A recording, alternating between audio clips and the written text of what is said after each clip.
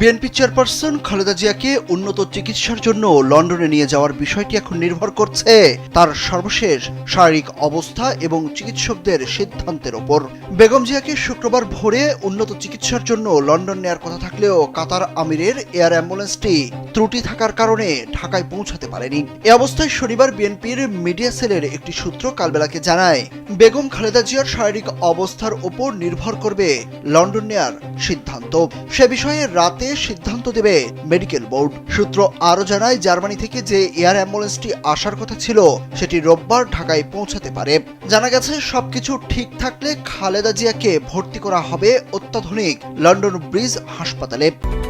Japan Bangladesh joint venture company JBS holdings limited.